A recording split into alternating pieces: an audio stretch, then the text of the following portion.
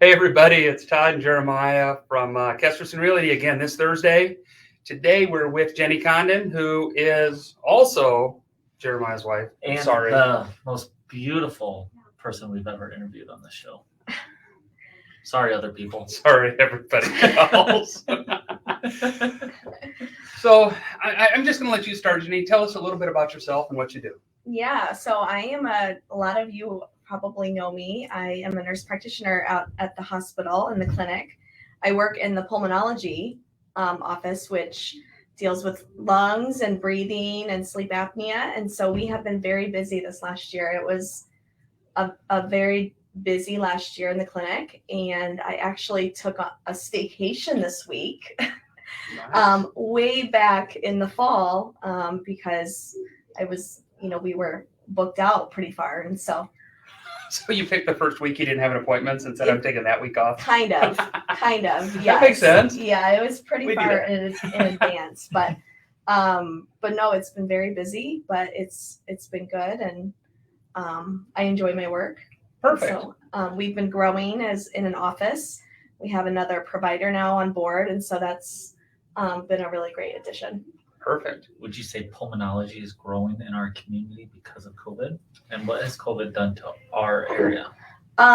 Yes, I think I have seen a lot of post-COVID, just different symptoms from a variety from fatigue to cough to shortness of breath that patients some of them just can't shake, and there's no rhyme or reason for it that we know of yet. And so it's just trying to support those folks in our community that continue to struggle with those symptoms, and trying to keep up with all of the guidelines and the treatments and the quarantine stuff. Yep.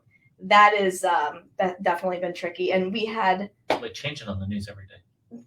Well, yes, but that's because there's new emerging evidence, of course. Yes. Yeah. Right. We have very, very smart people behind this, helping to try to figure out not necessarily a solution, but Some guidance that makes sense. yes. Yeah. Absolutely. That's evidence-based. Proven. Yes. And that's not yes. easy. No, it takes a lot of work, and it's always a moving target, and I think that frustrates people. So. Yeah.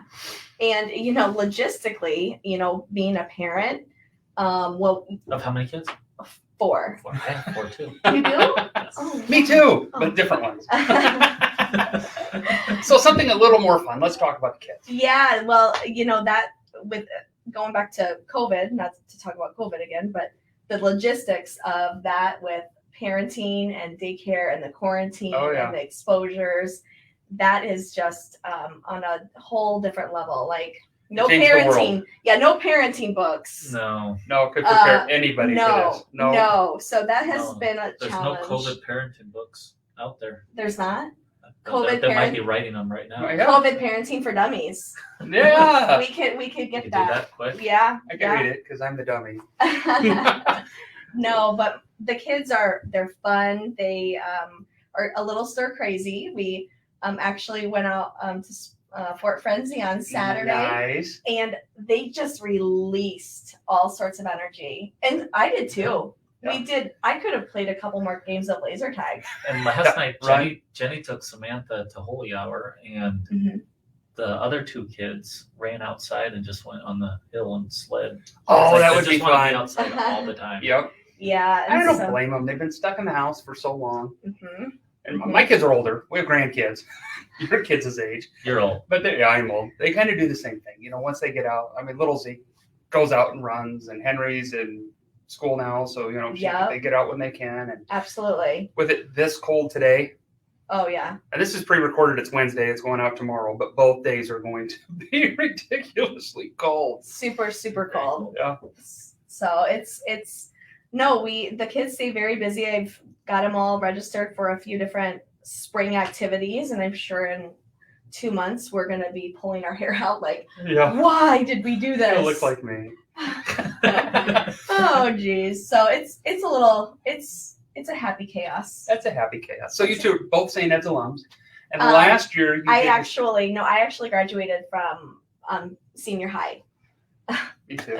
Yeah, and I loved it, and That is why we've always supported both schools. Yeah, Yeah. me too. You know, I've even advertised through wrestling a couple of years ago Mhm. for senior high. Mhm. And being from Fort Dodge, you have to be proud of both schools, Mhm. you know? Yeah. They're great schools. We've talked about that before. What great, Oh yeah. you know. For a small community like this, and this is, something that I don't think gets talked about enough when we're, recruiting providers and physicians.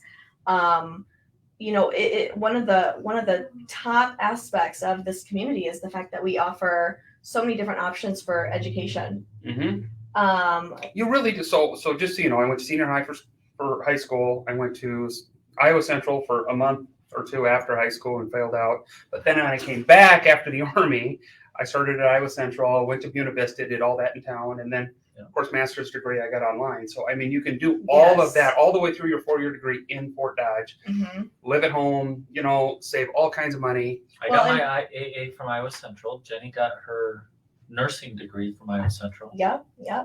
But even like for the younger kids, we have several different, from public school to Lutheran school to Catholic school options. So that's really nice. And there's a lot of options. You don't really think about it till you talk about it like this. No, there are a lot of options, and that's a real gem in what some might consider rural Iowa. Yeah, we're really a small community. Yeah. I mean, that 25,000, 30,000 mark is not a big community, and to have 4 different schools you can send your kids to, up to at least 8th grade, is just a great thing. And then have 2 high schools that both have their strong points, and they even go back and forth. I know a couple kids that were taking classes at the high school at St. Ed's, and they go back and forth like that. And Iowa Central as college, so they're taking college classes. Heard on the radio today, a couple high school kids made the college dean's list. Oh. Because they're taking college classes, but they had a good enough grades they could make the college dean's list. Oh, that's awesome. So yeah, that's kind of cool. And having all that kind of integrate and kind of pull kids all the way through that. Yes, absolutely. So. But this started talking about you guys doing the St. Ed's Ball and how incorporated in the community you are. I mean, you've been on different boards and stuff. The St. Ed's Ball, all the stuff you do with that, it's amazing. And Jenny's on the Salmon's board as well. The school board. School board at St. Edmund, yeah. And so that's a lot. Well, it is.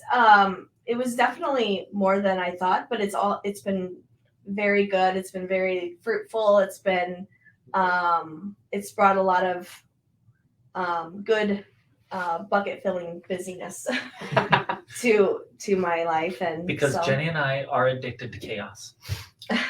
I get that. Yeah, we don't really, we like to shake it up a little bit. Keep the kids guessing. Just when you think you're all caught up, we'll go get 2 dogs or something. Oh, yeah. You were on the almost home board, so that makes sense. Yeah.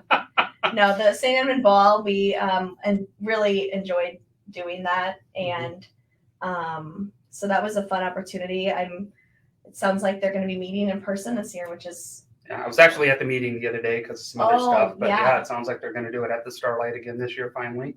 But everybody back together in a room.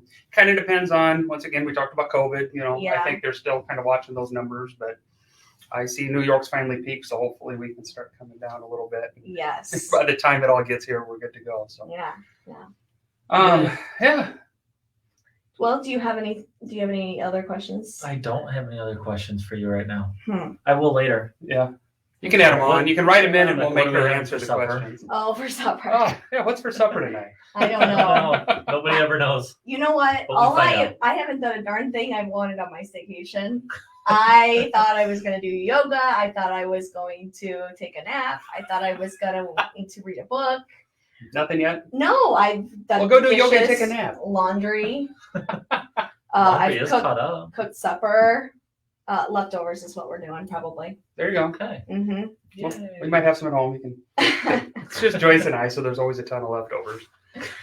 All right. Well, thanks for coming today, Jenny. We appreciate having you here and kind of learning a little bit about what you do and volunteerism and all that stuff and why Fort Dodge is a great place. And that's what this is all about, is why Fort Dodge is a great place. So thanks again. And we will see you soon. Peace out.